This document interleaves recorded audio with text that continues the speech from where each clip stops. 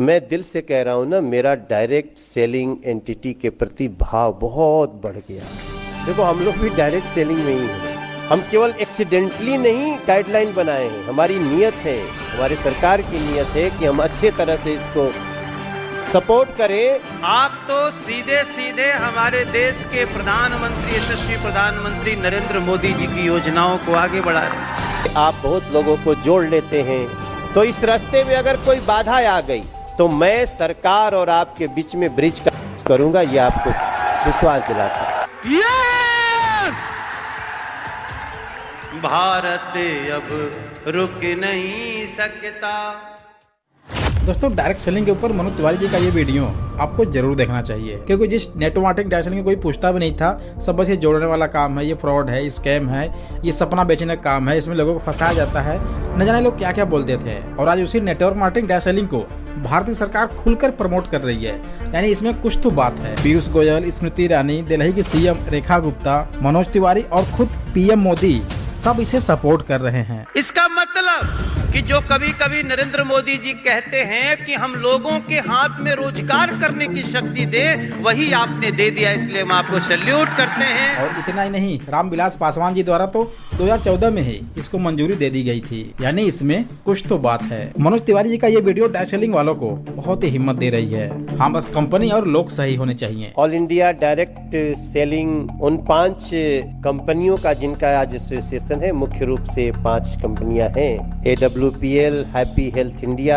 शॉपनेट India, दारजू 9 और रोब इंडिया। तो मैं सच बताऊं, सब आत्मनिर्भर हैं। सभी अपनी अपनी जगह पे आत्मनिर्भर हैं। तो आपकी प्रगति भी अच्छी है, आपके ऊपर लोगों का विश्वास भी बढ़ रहा है कि आपको अपने गांव में बैठ के, आपको अपने मोहल्ले में बैठ के बेस्ट से बेस्ट चीज मिल जाए, वहीं के लोग समझा दें। हम लोग जब भी कोई त्योहार आता था, घर में फंक्शन होता था, तो हमें सामान खरीदने के लिए बनारस जाना पड़ता था। और मुझे याद है, मैं अपनी माँ के साथ, मैं अपने भैया के साथ कितना जगह घूमते थे, ये कहाँ मिलेगा, इसमें अच्छी से अच्छी चीज कहाँ मिलेगी। अब तो हमें बहुत सारे लोग हमें बता के जाते हैं कि ये अच्छी चीज है, और उसके कारण क्या हुआ, जो लाभ एक संस्था को, एक कंपनी को, कुछ लोगों को होता था, वही लाभ अब इतने ज्यादा संख्या में लोगों को होने लगा। इन्होंने एक और बात बोली है कि हम सभी डायरेक्ट सेलर ही तो हैं, क्योंकि हर व्यक्ति कुछ न कुछ सेल करता है, चाहे सामान का, चाहे सर्विसेज का, चाहे अपनी बातों का। हर वक्त हर जगह हम कुछ न कुछ सेल कर रहे होते हैं। और बड़ी समानता है डायरेक्ट सेलिंग एंटिटी में और हमारे काम में। देखो, हम लोग भी डायरेक्ट सेलिंग में ही हैं। आप देखिए, हमें अपनी पार्टी के बारे में अपनी जब भी बात करते हैं, तो हमें तो एक व्यक्ति जब दबाएगा ना, तो सही जगह दबाए, तभी हमारा काम चलने वाला है। तो हम इस चीज को समझ सकते हैं। अब अगर हमने गलत ढंग से उसको बेवकूफ बना के दबवा दिया, तो फिर कल गाली देगा।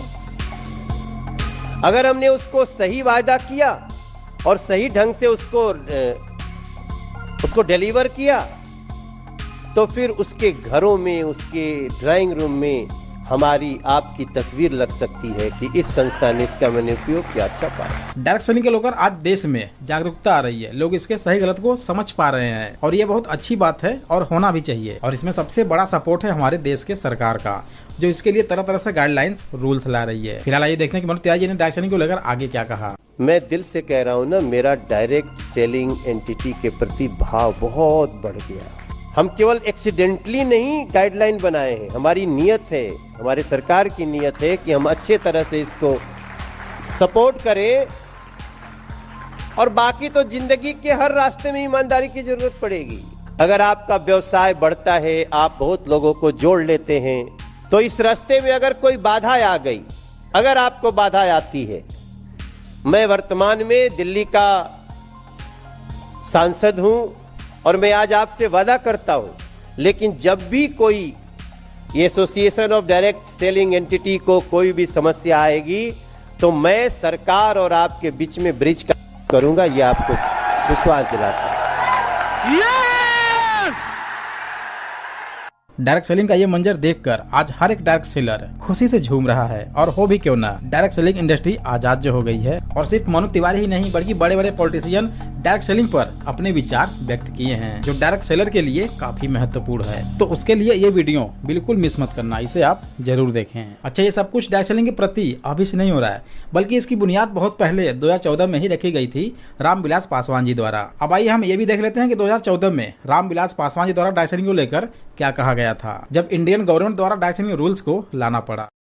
आप जानते हैं कि भारत आज विश्व के मानचित्र पर एक बड़े उपभोक्ता बाजार के रूप में स्थापित हो चुका है। अनुमान है कि आगामी 10 वर्षों में देश में उपभोग आज के स्तर से 4 गुना हो जाएगा। हाल के दिनों में डायरेक्ट सेलिंग अथवा सीधे व्यापार प्रचलन तेजी से बढ़ा है और इसके और बढ़ने की संभावना है। मैं जानता हूं कि ऐसी कंपनियां देश में इस तरह के डायरेक्ट सेलिंग के नेटवर्क स्थापित किए हैं। इन कंपनियों ने अपने उत्पाद सीधे अन्य ग्राहकों उपभोक्ताओं तक पहुंचाने का कार्य किया है। मैं मानता हूं कि डायरेक्ट सेलिंग का तरीका जनता के बीच लोकप्रिय हो चुका है, किंतु डायरेक्ट सेलिंग के लिए इस्तेमाल की जाने वाली प्रक्रिया में खतरा भी है। डायरेक्ट सेलिंग के मॉडल के लिए नीति निर्धारण करने तथा उसके आलोक में दिशा निर्देश करने अथवा संचालन के नियम किए जाने की आवश्यकता है। रेगुलेटरी का जो बात आई है उसमें मैं काफ़ी वजन देखता हूं और निश्चित रूप से हम इस पर विशेष जोर दे करके और इस पर क्या कहते हैं कोई निर्णय लेंगे।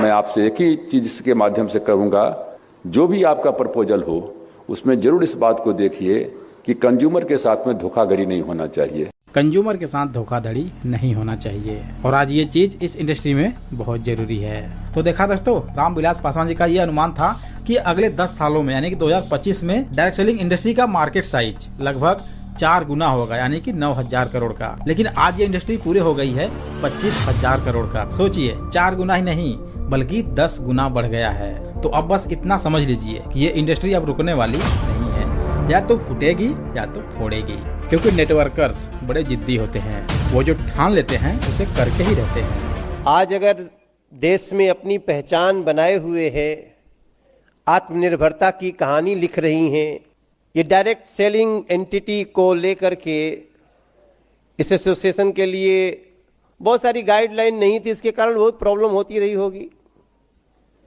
जब कोई गाइडलाइन ही नहीं है तो फिर कितनी समस्याएं हो सकती हैं, ये कहने की बात नहीं है।